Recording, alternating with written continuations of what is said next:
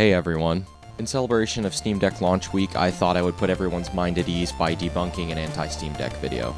So this creator's name is Sam2OTB, and I'm going to be linking his video in the description in case you want to watch it for yourself. I'm going to put this section that he had at the end of his video right here so you better understand his intentions. I'm just going to be clear here. I don't really think the Steam Deck's bad. I think it's actually quite a good idea from Valve, but there are just some things that you need to watch out for. With that out of the way, let's get into the video. G'day ladies and gentlemen. Now, the Valve Steam Deck has been making waves on the online community recently, and I'm gonna be honest, I don't even think it's that good. So, I'm gonna give my 10 reasons why I don't think it's good. You don't mix opinionated views with concrete evidence. The reason number one, Steam doesn't exactly have an amazing history when it comes to these types of things. For example, does anyone remember the Steam machines? Those $500 gaming consoles running SteamOS? That were an absolute catastrophic failure. While this is pretty indicative of Valve not keeping up with their own projects, the Steam machines really just needed time to prosper. It wasn't until 2019 that the more stable versions of Proton came out, and SteamOS at that time was half-baked. I'd say this console was actually ahead of its time.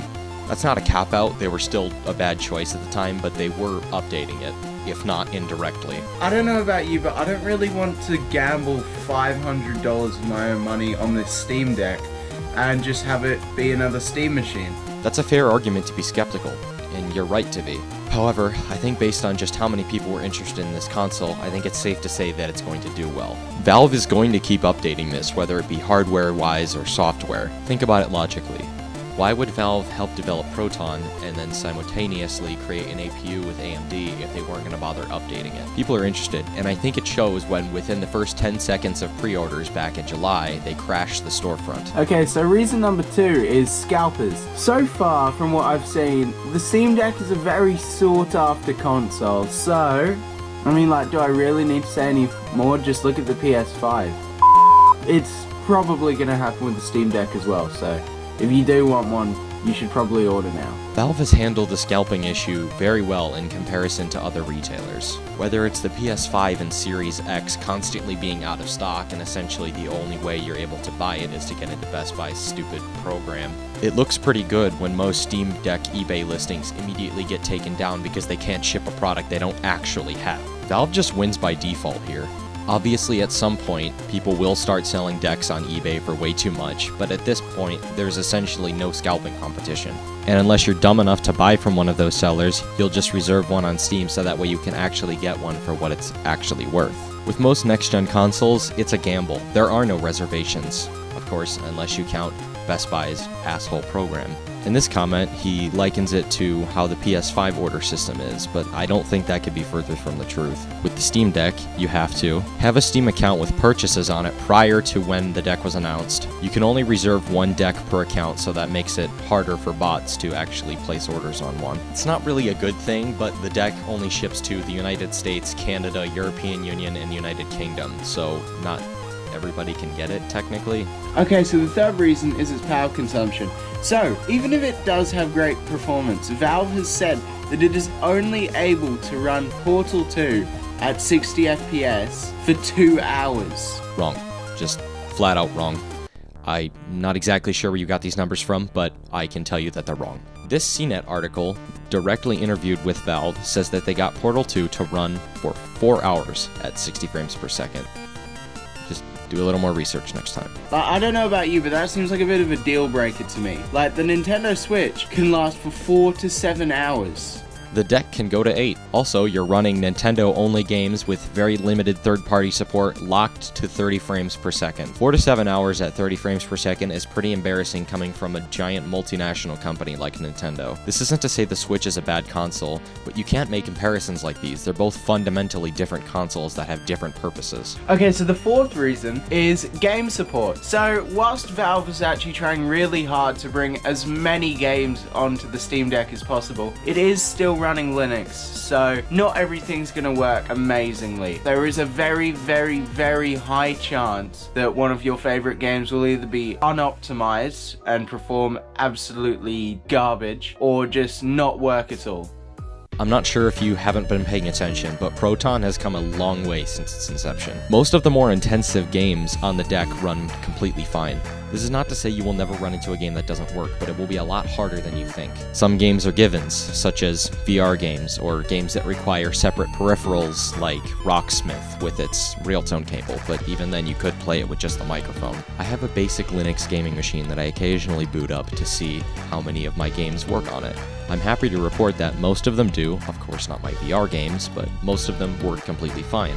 And the ones that don't, they're constantly working to get it as compatible as possible. Valve has even asked developers to not make Linux ports of their games, so that way they can focus more on Proton's development. Okay, so number 5, the dock is sold separately. So that means even if you buy the highest end model Steam Deck, you still have to pay more money just to connect it to a TV or a monitor. The Nintendo Switch comes with a dock in the box, why doesn't the Steam Deck? Would you rather they rush it out the door so it sucks? It's probably not done yet. Not only that, but Valve is taking a loss on this computer. Sure, they make money selling games, but selling this dock separately will help them offset the cost of each deck. Not by much, but every little bit counts. Besides, if you already have a USB-C dock, you can just use that instead. Of course, it's not the most elegant solution and wasn't designed for it, but it does work. Or you could even buy one off the shelf. Personally, I can't say that I would ever dock mine to a monitor, but I can't speak for everybody else because everyone has different living situations. Like, for example, it would make more sense if somebody who has never owned a gaming PC before gets the Steam Deck. They can use that as their own computer. They've got a reason to dock it. Okay, so reason number 6. What makes everyone think that this is the console that's gonna stick? So many companies have tried to do this. Does anyone remember Razer's Project Fiona? That was in like 2007. There are a couple issues with this comparison. 1. Project Fiona was announced in 2012, not 2007. 2. The Fiona used an i7 with a GT 640M, which is 295% worse than a GTX 580. Which came out 2 years prior. 3. It cost $1,000 back in 2012. No one is going to pay that much. 4. I don't know about you, but this does not look very ergonomic when you compare it to this. 5. This made some pretty decent splash in most tech blogs back then, but if I don't even know that it exists, and I love hardware, you've got some problems. And 6, the most important reason, Razer does not own a game storefront like Valve does. They actually can push titles onto this. Just think about it. If the Win 3 and Ion Neo technically stuck, what makes you think this won't? I mean, just look at the price. Okay, reason number 7. The amount it costs to upscale the storage options. Like, if you buy the lowest end storage option, which is the one that most people can afford, the $400 variant, you're only realistically going to be having 3 games installed at a time. Because as soon as you try to install something else, it goes over the storage limit. Especially with nowadays, you have games going upwards of 100 gigs. Like, I really don't see this thing being practical. It's got a micro SD card slot. I mean, you spend $100 and you've got a 1 terabyte hard drive in this thing. Isn't that technically better than paying $200 for the supposedly better model? And you can't say load times are going to be worse because Valve already proved that that's already not an issue. Also, it's not just about storage with the more expensive tiers. With the more expensive tiers, you've got some basic community items, not really sure how many people care about that, but the storage is also faster. eMMC compared with M.2 drives is just no competition. eMMC is a very slow memory configuration. Also, with the most expensive model, you're getting a better carrying case and a more premium anti-glare etched screen. And with the argument that 64 gigabytes is too small, you'd be right with people who only play AAA games. With a lot more people playing indie games these days, that argument doesn't make too much sense since most of the games are pretty small in size. Okay, so reason number 8. At this point, why don't you just buy a gaming laptop? Like, an Acer Nitro 5 costs $800, has a GTX 1650 in it, an i7 11th gen, and a 144Hz refresh rate screen. Like, I honestly don't see the point. That thing would last way longer than the Steam Deck would, and it would outperform it. And you could use that thing for school or work as well. That is technically true. A gaming laptop is better in almost every way, but think about it like this. The portability factor of both of these items, there's absolutely no contest. Would you rather carry something that more or less handles like a Nintendo Switch with you all day, or would you rather carry something that weighs as much as 10 pounds, typically doesn't come with a case, and you have to have a backpack basically to carry it with you. Or would you rather carry something that's about the size of a Nintendo Switch? You can hold onto it just by its carrying case, or it's pretty light so you could toss it in a bag. No one's going to want to carry a heavy laptop and power brick around with them all day. And are you also saying that using it for school is not something you can do on the deck? The deck runs Linux, which is a desktop experience. As soon as you dock it up, it's just a normal computer. I'd say just how small and ergonomic it is a pretty sound argument when compared to a laptop, power excluded. Okay, so reason number 9, trackpads. The main form of input on this device is trackpads, and some games are just really difficult to play with trackpads. Like, imagine trying to play Doom Eternal on a trackpad. I mean, like, sure, you could attach a mouse and keyboard to it, but that kind of defeats the purpose of a handheld gaming PC. You do realize that the control sticks exist for a reason, right? You don't have to use the trackpads if you don't want to. Moreover, the trackpads were designed for games that require direct mouse input, or within combination to the gyro controls to make it easier to aim, specifically in first-person shooters. Every game is different, and most of their control schemes are pretty different as well. Steam input can seriously help you out here. Okay, so reason number 10, how often do you really feel the need to game while outside of your house? I don't know about you, but I don't really see myself going to a coffee shop, whipping out the Steam Deck, and playing some quick rounds of Apex. Like, if I really wanted to game while I was outside somewhere, I'd just use my phone. There's really no reason to spend another $600 on a specialized device that I would only realistically use occasionally. Like, I'm not carrying around the Steam Deck in my back pocket all day just waiting for an opportunity to use it. Okay, maybe you don't see yourself doing that, but what about everybody else? Almost no one lives the same lives as other people. Each person's lifestyle is different, and yes, technically it is more convenient to just whip out your phone, but then you're playing mostly crappy App Store games, and to be honest, most of them are just not that fun. And if I want to play PC games on the go, yeah, I could technically just use Steam Link and leave my PC running.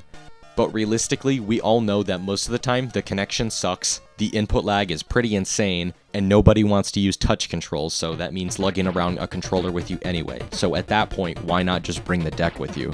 You've got all of your games within your palms. How's playing Doom Eternal compared to playing piano tiles? That's the end of his video, but there were also a couple of side questions I see going around the community that I'd like to address in this video. Why not just buy a Win 3 iNeo 1X player? These portable PCs aren't really in the same class, to be honest. Yeah, they perform pretty similarly, with some of them actually beating out the Steam Deck, but they pale in comparison when you look at the price. Most of these portable PCs start out in the thousands of dollars. The Steam Deck starts out at just $400. And most of these PCs run Windows as well. And yes, most of the time when I'm doing my everyday computing, I'd rather it be running Windows, but when storage is a pretty scarce option, I'd rather not have Windows taking up 32 gigabytes of an already small hard drive. Isn't the deck just good for basically only indie games? How about battery life? Well, this computer was designed to run AAA games at 60 frames per second, and it does that very well. Of course, indie games are going to drain less battery. When you think about it, a lot of them are just 2D titles with little to no 3D acceleration. The only thing I hate is that Dead Cells keeps being used as a comparison. I hate this software embargo. And I'd like to end this video off on an extra question. Did you manage to get one of these? I did. On the 16th, I managed to secure one within the first 5 seconds of the page opening. When I did this, I was pretty dead set on getting the 256 gig model. In fact, I've even got my second hard drive here ready to install whenever I actually get it. Luckily, that reservation went through before the entire store page went down. I was on it. So I'm set for payment next week, and I can't wait to tell you all how it goes. Anyways, that was just a video I felt I need to make. I saw some of the people in his comments were making correct arguments, and they were right to criticize him, but they couldn't exactly explain what they were trying to say. Or some were criticizing him for the wrong reasons. So this is kind of the penultimate response video. Either way, if you liked this video, please be sure to drop a like down below, and I'll see you all next time.